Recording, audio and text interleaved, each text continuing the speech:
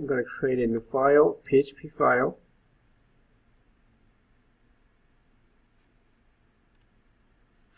And we'll call this just the index PHP. Write classes directly here in the PHP file amongst your HTML and stuff like this, or you can write into a separate file and you can import it or include it into this file. So let's just do something really simple here first, and we'll do a separate file or include it. So up here in the head section at the top of this code, we are going to create a new class.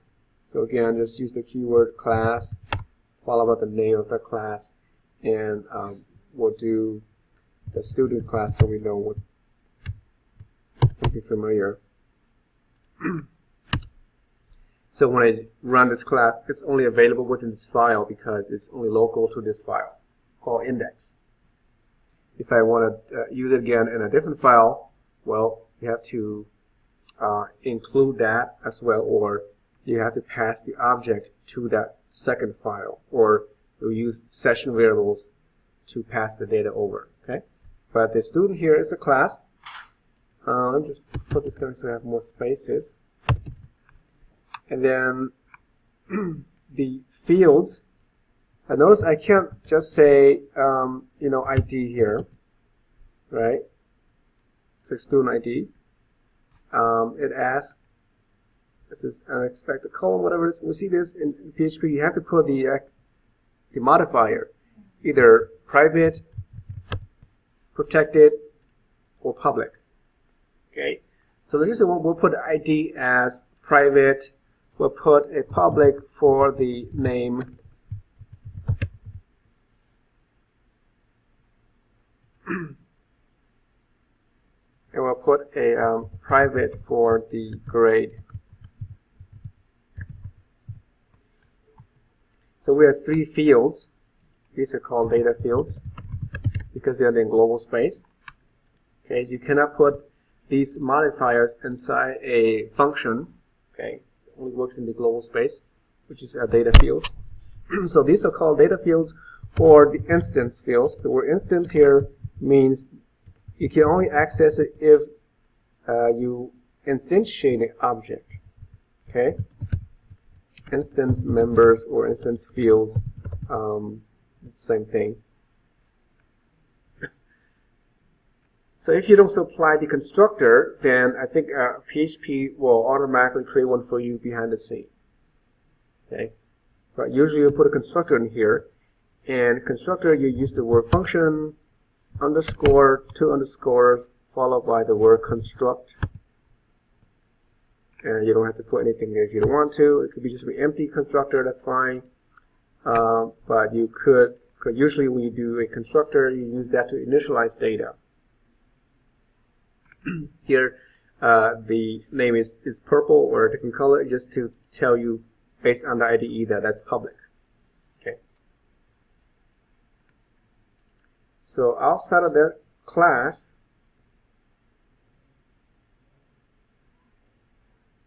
I can instantiate an object for the student. We'll do that in a bit here. So the constructor, let's just initialize this object or this class with some data. So we're going to change the ID to something else. So again here, because we're inside the class, so you can't just say ID is 1, 2, 3, 4, 5. Okay. I shouldn't say you can't. You can, but this ID is not the same as this ID. Okay. It will be a local ID inside this function only. Okay. To show that it's true, we could we'll do this. Let's say save that. I'm going to go. Okay, I'm going to scroll down to the HTML down here at the body. Well, I'll put some information here. So go ahead and put that PHP directive there. So inside here, we will echo, or watch it, we'll create the object first. So the object you can create it here, or you can create it up here. It doesn't matter as long as it's in the script, right? So we could do up here. So the code will look much nicer. I'm going to instantiate an object called student1, right? Equals no student, and I'm not going to pass anything to it. So now I have student1. Student1 has 3 fields and 1, and that's it, right? Just 3 fields. That's outside the class, right? It has to be outside. I'm sorry. You do something in the body? Not yet. Oh. So I instantiate the student1 up here, and then now we're going to go to the body section, and we'll use the student1 to access this data here.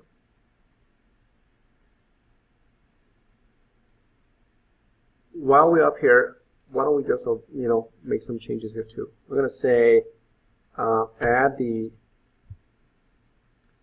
well, since ID is private, I can't access it, but the public is name. So just say we have name is Peter, and we'll also put the grade is 12. So these are all local variables. So I just want to show that when I access the name, it's going to come back empty or null, and not Peter, because we didn't reference with this keyword, right? Okay, so I'm going to go down to the body, and we'll use the student1 here. The student1, say echo student1 to access those fields or those properties or functions inside that class. I use the arrow, and you'll see that the only ones available is name, because name is the only one I set to public, right? Anything set to private or protected will not be seen here, so it's not visible. So if you print the name, then you can save this and run on the browser.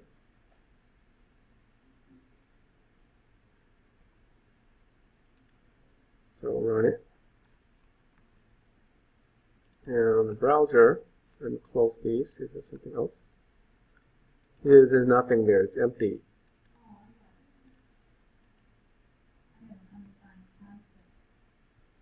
Oh, you do?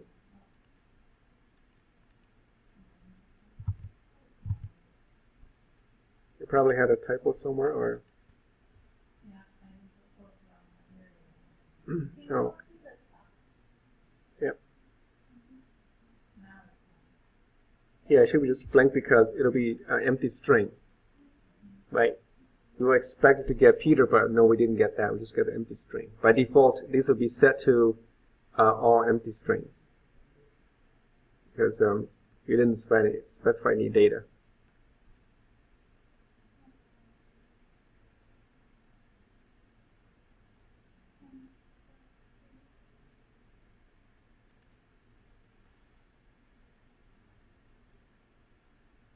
Something's wrong with your code?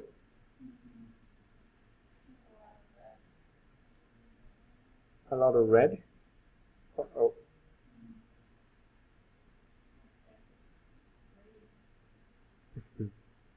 Where does it start? Where's the red start? We didn't do 2 underscores and a space for the function construct. Yeah, you need a space after the word function. And then 2 underscore, then the word construct. Yeah. Yeah, it's 2. I know. I should give some space here, I guess, but it doesn't show it. Yeah, and then function, and then 2 underscore, and then construct. Hopefully that removes all your red lines. Okay? Alright, so we show that when you print the name, I could do something like in front of it so we can tell. Let's say name, we'll put like before, right? Before and then we'll concatenate that with a dot, and then we'll print the name there. And then once we print the name, we want to also concatenate that with the BR. Remember, you have to do this, otherwise you won't do the break line. And I'm going to do another line down here. So you can just press Ctrl D on this line. We'll put it after.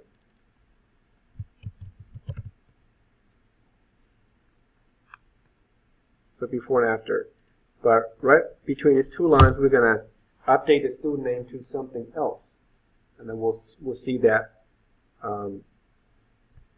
we can change its name to a different name. So I'm going to say student1 arrow name equals Larry. Okay, so now should we change to Larry? So the first line should be empty because even though we thought we changed it, we initialized it, it's not. And then now line 30 changes to Larry, and we print that name out, we should say Larry. So the before should be empty, after should say Larry. The reason why we can change the name here directly by reference to the main field is because name is public. Okay, once you change to private, this line will fail.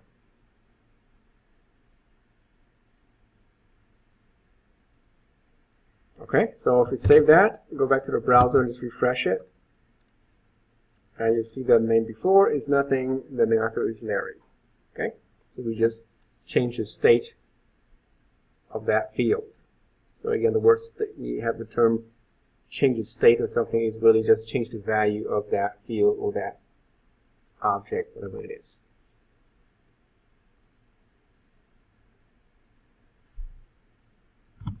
Okay, so let's fix the constructor, and we're going to use, instead of just this, we're going to use the this equal, this arrow ID, this arrow name, this arrow grade, and so on. So again, you will put this arrow, but then again remove that the dollar sign. Okay, you're going to use $1 this, and then this grade. So initialize those three fields to those three pieces of data. So now if you run this again, the name before should say Peter, and then afterwards they'll say Larry. So now we access the global name and not the local name or data. So we save that. Back to the browser, refresh, and here we have Peter and Larry. Okay? So that's how you access the global data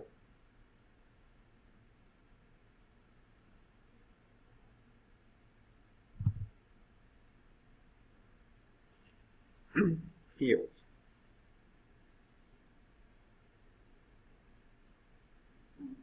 So every time you have data fields, you should always create setters and getters for them, right? Let me see if there's a shortcut in here or not. I bet there is. Just like Java, right? You go down here and right click, and then you have like generate. Let's see if it does. Generate. There it is. Getter and setters. Right? Yeah, I think just wherever you want to put those getter and setters. I'm going to put right below the constructor down here. So just right click on it and then go to generate. Click on that, and we're going to get the setters and getters. And it will show you all the fields you created. And then how do you select them? Okay. Oh, that's just one. I want to do them all. Let's see, try again. Oh yeah, we have to select. Yeah, okay, there you go. Yeah, select both of those, and just select OK, and then you have all created for you. Okay? But just make sure you know how to do them yourself too, right? So it doesn't mean that automated is cool, but you also want to be yourself all those comments in there. Mm-hmm. Yeah, you can. Yeah, these comments are nice if you have.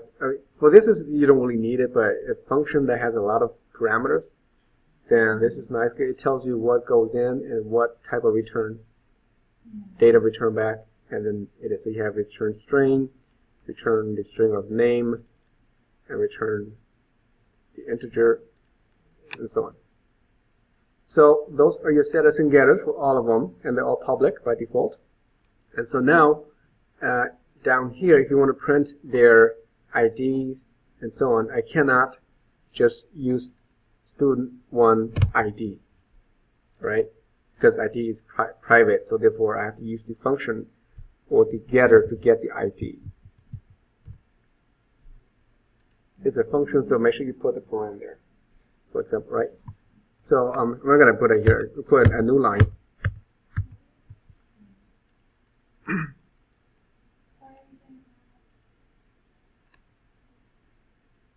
Okay, that's no, I'm just showing you. Don't change anything.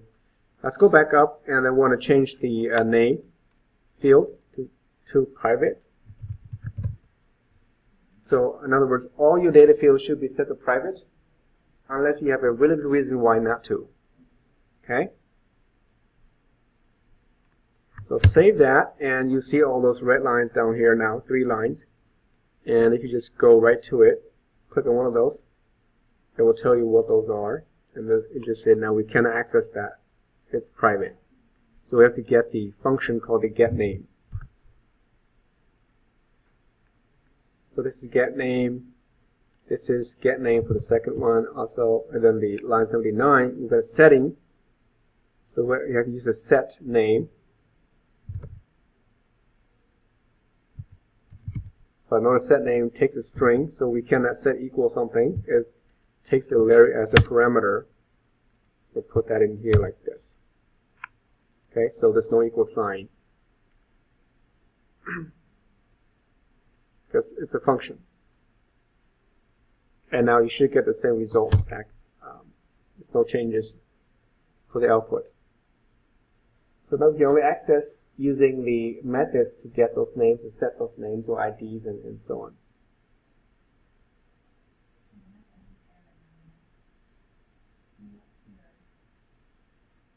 Where it says name, semicolon, Larry, he didn't type the name right there. No, yeah, it just came on. Just on this IDE, so yeah. It tells you the name variable, or name field. Gives you a hint there, but it looks confusing to me.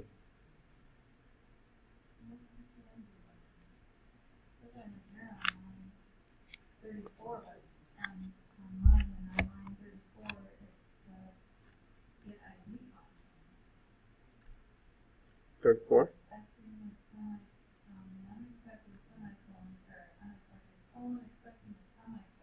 It's probably something way before that, maybe.